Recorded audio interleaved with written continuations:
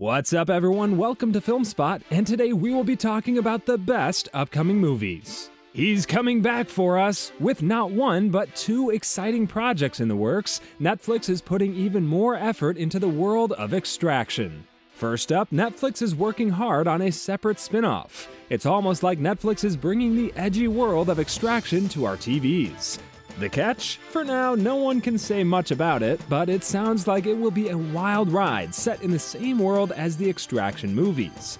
Meanwhile, Tyler Rake, played by Chris Hemsworth, might be taking a back seat, but new characters are expected to take the lead. This time, there are a lot of possible actors, like David Harbour as Gaspar, or Golshifteh Farahani as the badass Nick Khan. Additionally, Netflix has what you want if you want more Tyler Rake.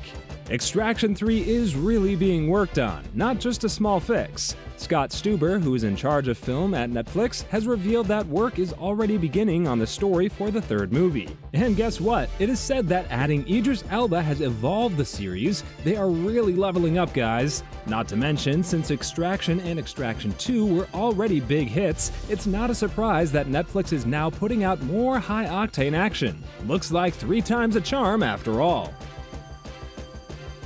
Meanwhile, multiple fatalities are right around the corner with an exciting update on Mortal Kombat 2's upcoming bad guy. An early look at Mortal Kombat 2 was posted by producer Garner on Twitter. The shot seemed to be from the movie set, and while it's not handing out character cards, there's something oh so familiar in the frame: Scorpion's kunai. Basically, it seems that Hiroyuki Sanada might be putting on that famous yellow outfit again for a battle that looks like it will be epic. But who will be getting the kicks this time? Now, if you guessed Joe Taslim, you just got yourself them brownie points. Also, if you haven't been playing video games, let us break it down for you. You see, Scorpion is the original Mortal Kombat fighter, and all those mean moves and one-liners, let's just say that's not even close to being iconic, because you know things are going to get real when you see that kunai. Now, for the plot twist, Mortal Kombat 2 doesn't just add to the movie world, it also adds Scorpion for a reason. A lot of people are very interested in why he's coming back, and rumors are going around that he may meet Cole. Yes, you should strap in because Scorpion could change sides this time around. Of course, no one knows what will happen to our favorite fighter with a spear. Only time will tell. Is he going to be a friend, an enemy, or something in between? Well, aren't we all waiting? On the other end of everything, though, the MCU is going through some big changes, and it's not your typical superhero twist. Yep, you know how we've been getting ready for the multiverse saga with Jonathan Majors as Kang the Conqueror?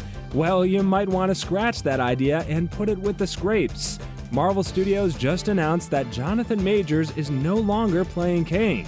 Yes, you did hear that right. The man who was supposed to be the next big bad in the MCU is no longer playing.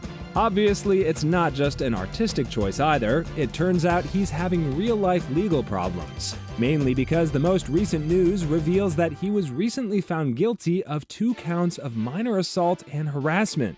And no, that's not an exaggeration.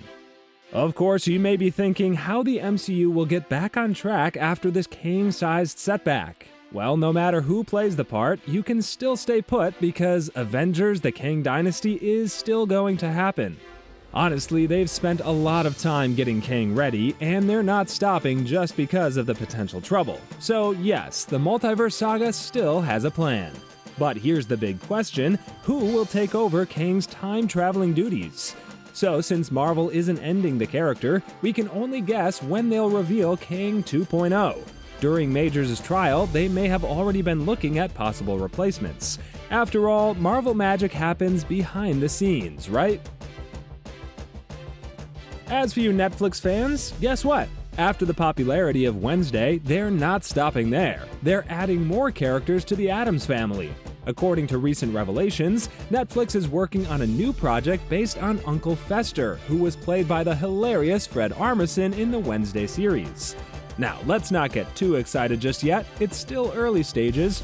Currently, the writers are coming up with ideas, contracts need to be worked out, and everyone's busy plans need to be synchronized.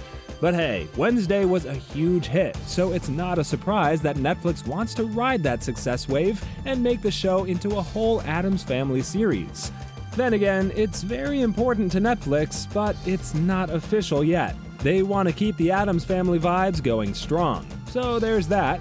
For now, make sure to keep an eye out for Season 2 of Wednesday. The second season is set to start shooting in the spring of 2024, and it looks like it will be even scarier than the first, mainly because this time it's less about love and more about getting scared. And since the specifics of it all are mostly unknown at the moment, let's just wait and see how it all unfolds. Now for the important stuff. We finally have exclusive details on the long-awaited Thunderbolts movie. If you can't wait to see some of your favorite Marvel Cinematic Universe characters work together, mark your calendars for March or April 2024, because that is when the shooting will begin. That's right, Wyatt Russell, the person behind John Walker, has exclusively told the truth during an interview.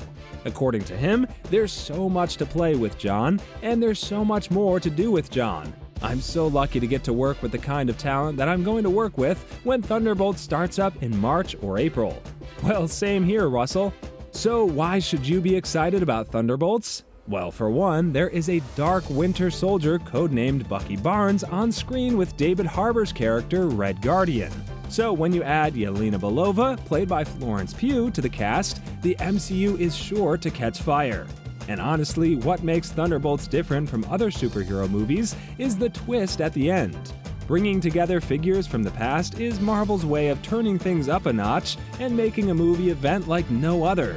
Imagine the banter, the friendship, and the fights that will happen when these well-known figures meet for the first time.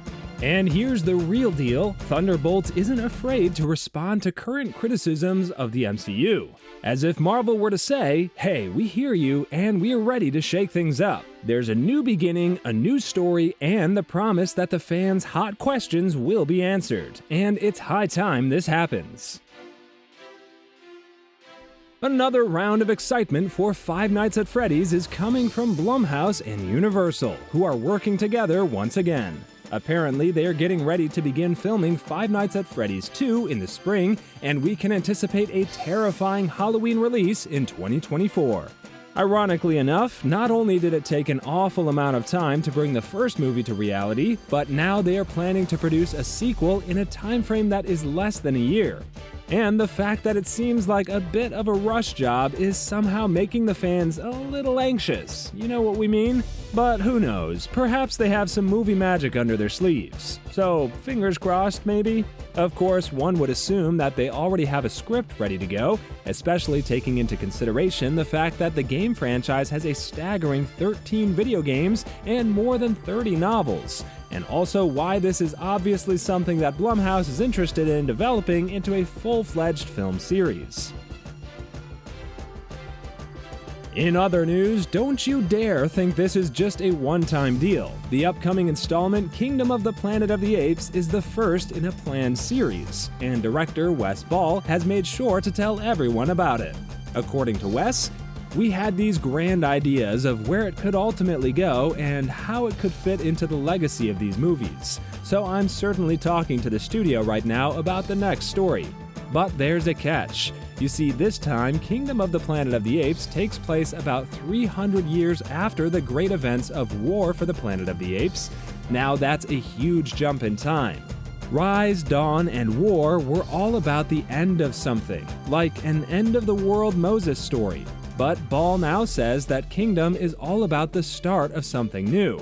And even though Ball isn't sure if he'll be in charge of the whole project because of a break for a Legend of Zelda movie, he's still laying the ground for a new chapter in the Apes series. With stars like Owen Teague, Freya Allen, Kevin Durand, Travis Jeffrey, Peter McCann, and the legendary William H. Macy, this upcoming blockbuster will hit theaters on May 24th, 2024. Not to forget, have you checked out the very fresh Avatar: The Last Airbender pictures that are giving us a sneak peek into the live-action version of our favorite characters?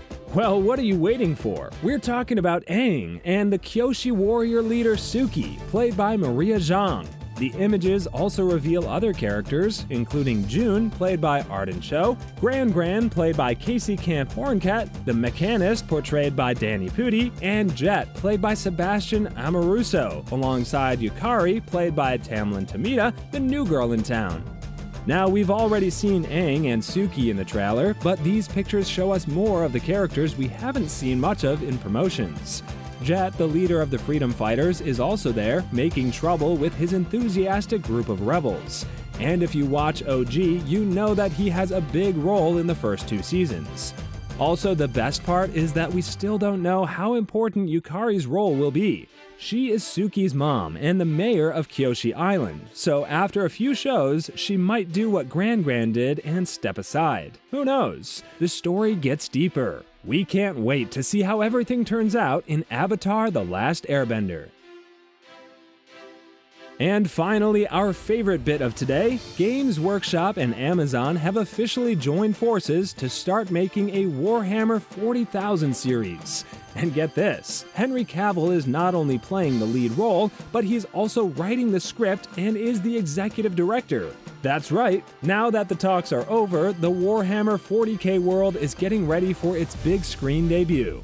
Cavill, who once played Superman and Geralt of Rivia, is now entering the world of Warhammer 40k. He's also rebooting Highlander, so he's keeping himself busy. Apparently, he's not just a casual fan, he's a real Warhammer geek who spends hours playing with his models. Although here's the real kicker, he's not just in it for the acting gig. Nope, Cavill is not playing a part in the creation of the Warhammer 40k cinematic universe. Instead, he is becoming an executive director. The man is coming to the job with his pen, that beautiful brain, and maybe even a look or two for us. Promising, right? Now, you may ask, why has he decided to do it right now? Well, right now is a great time to start a Warhammer 40k series, mainly because the classic by Games Workshop is at the height of its powers, especially in the gaming world, where new games come out every year like crazy. So, if Cavill thinks it's the right move, we're going to give him one for this alone. Thanks for watching, and see you in the next one.